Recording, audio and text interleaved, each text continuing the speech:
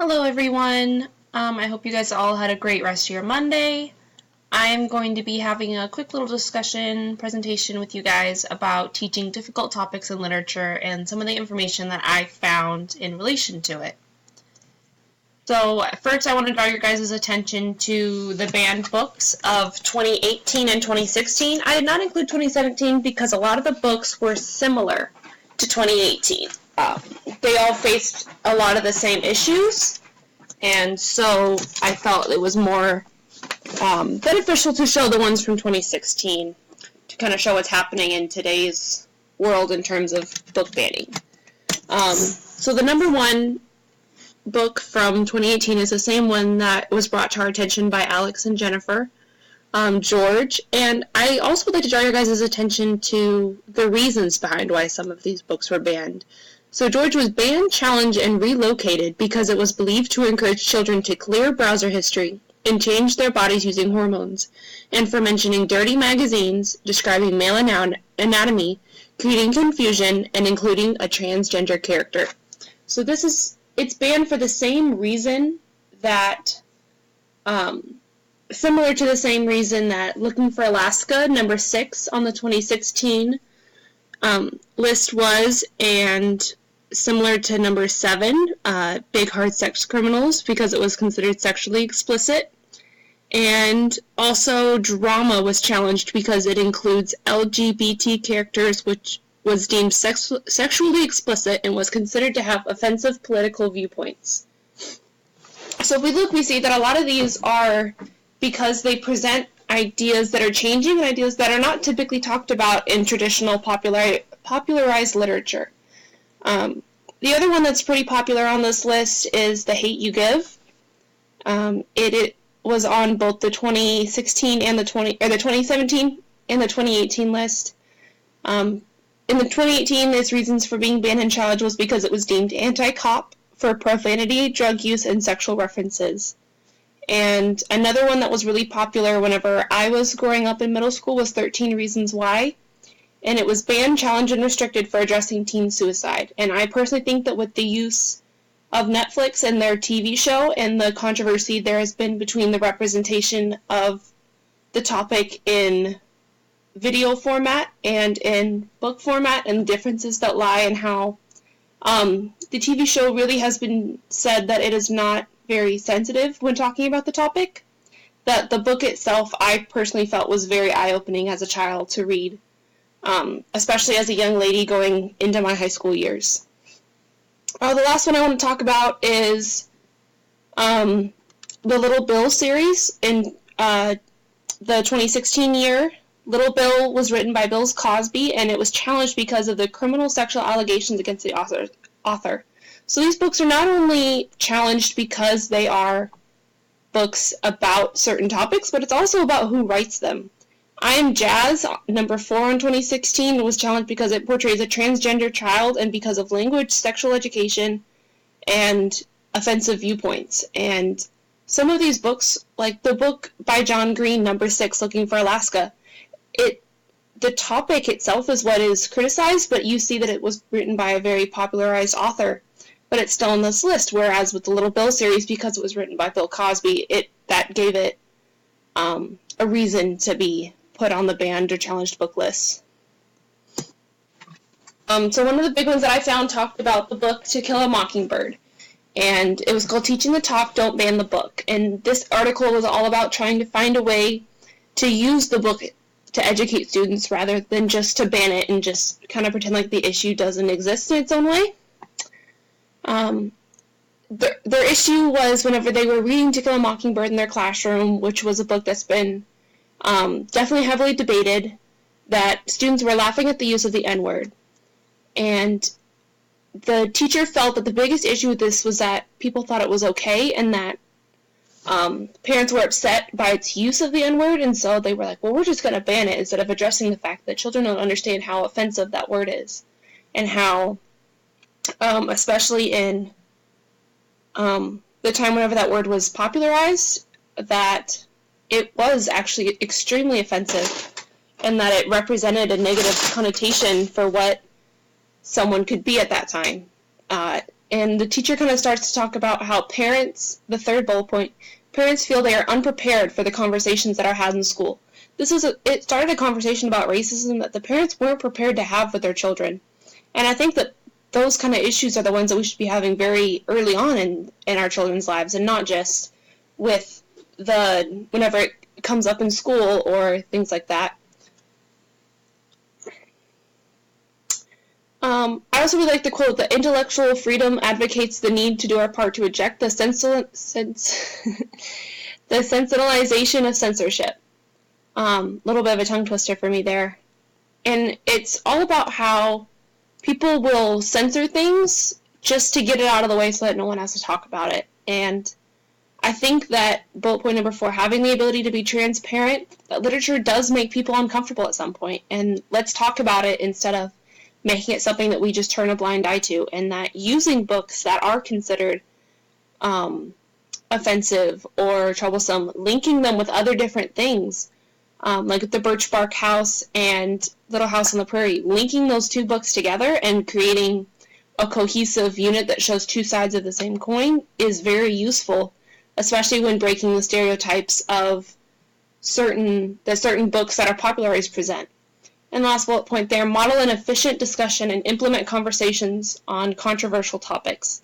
The teacher's job, that is exactly what it is that to have these discussions with your students in a way that doesn't offend people. It doesn't, it's unbiased as much as possible. I know it's very hard to do that with certain topics. I am looking into going into a Lutheran school, and I don't think that the board that's in charge of that they're going to want to talk about LGBTQA plus topics, and I don't know what the issues that I'm going to face potentially going into that school, what's going to happen, and if I'm going to be able to talk about it at all, to the best of my ability. But it's something that it's a conversation that needs to happen, and to change the way that society sees things, it has to start young. We always talk about how kids these days, they're the pathway to our future, and that if we don't raise these children to be understanding people, then it's going to make it very hard, and books are a great way to do it. The next article was about banned books and trigger warnings.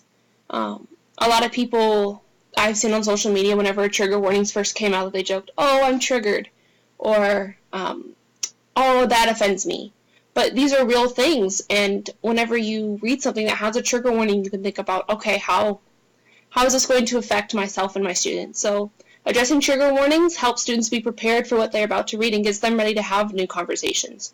So if you have a trigger warning saying, this book, I read The Bluest Eye in high school, and my teacher looked at us, and there was a group of 3 of us that read the book, and she said, "You guys are really going to be offended by this book. It's going to make you want to cry. And if it is something you feel like you can't handle, you're more than welcome to switch, but this book is very hard to read." And it was a book, and it dealt with rape. And as a student, seeing that, like, it was something that was kind of like that, oh, you should always be prepared for it, but we're not really going to talk about it or prepare you for it. And just reading a book about a little girl going through that and how that she kind of dealt with it kind of gave me the ability to confront it more head on in my own mind and start thinking about it within myself and have that conversation with my classmates with, hey, this is what this girl is going through. How does it affect our lives today? And then consider, does removing the troubling or controversial issues take away important subtext from the book? So if we are talking about The Bluest Eye and we took that issue out, would the book still be as important? Does it still show us the same message that we were looking for when we picked the book up? Same thing with How to Kill a Mockingbird. If you took certain aspects of that out that are considered controversial, is the book still as important? Is it still a piece of literature that teaches kids an important lesson? And that sometimes it downplays the seriousness of if they should experience it within their lives, if you take certain things out or if you don't talk about it. A lot of the issues that have trigger warnings are very serious, and they are conversations that kids should probably be having, especially in the middle grades, because that's when they start to experience new things. Some of them will start dating or experiencing their peer pressure for the first time, or experimenting with their sexuality, and that if no one talks about it, that's when kids get hurt. I'm going to jump down to number 5. To combat banned books, discuss the topics openly and with parents. Have the conversation with parents. In my 6th grade year, they were going to give us a talk about HIV and STDs and things like that, and I was the only kid that got signed out. My entire class, everyone, they sent a note home and they said, parents, if you don't want your child sitting through this, then you're more than welcome to sign them out. And I was signed out of it, and that was certain things where it wasn't something that was really talked about in my house. It was kind of an expected,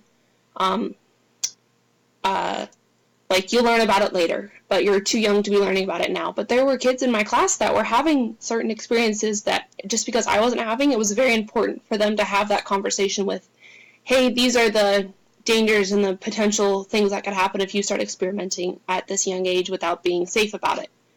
And then the 4th bullet point, talking about the trigger warnings and the different difficult contexts in the book, it allows for reflection on the changes in the world. So looking at, this is how people were treated in the 70s, and this is how people are treated now, and seeing if there is a growth. And even, again, going back to Alex and Jennifer's, their topic about the different books and who they're published by and who they are published about. Looking at the changes, that data shows exactly that some people didn't talk about the struggles that those people were going through, and nowadays there are way more books than there ever was about them. And that looking at the banned books, it shows that they are banned because they make people uncomfortable. And they talk about issues that maybe are shameful, or like to think about, we really used to act like this, or we really used to think like this at one point, and that they think that just by pushing them aside they didn't happen, but they did. And having those conversations with students prevents it from reoccurring in the future. And last bullet point there, with deep contextual understanding, students are able to access the spark such literature provides without getting burned. I absolutely loved that, because you can understand what's happening and you can do it in a way that's safe. Literature is a great tool to use, whether it's fiction or nonfiction, with fiction topics, especially in history classes.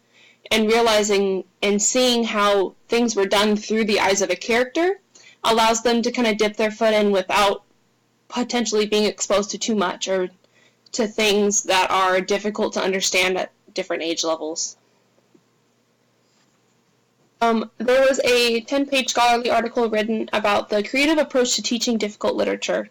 And she kind of talked about how in the course of her paper that she wrote, that she decided to switch from teacher-centered to student-directed creative approaches, and that by making it about what the students want and need to learn and taking the focus off yourself, that you can create an easier environment to have conversations and to focus on different issues and to really open it up so that every student can succeed.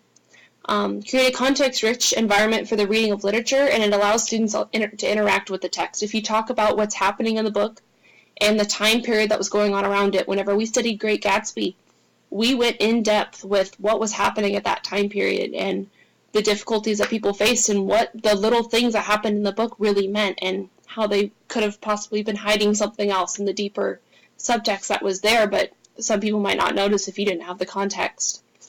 Learning improves when students use more of their senses. So the next slide is going to kind of talk about different ways to teach banned books, and it definitely hits on using more of your senses. If students just read the book, some people don't always get it. I was a visual learner, so that worked for me, but I also know a lot of people that learn better through audiobooks or through being able to watch a visual interpretation along with that book source. Judgment and interpretation are two things that should be taught to students in a way that allows them to think critically.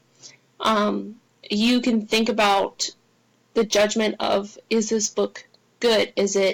Do I enjoy it? Does it spark things in me that I'm not prepared to face?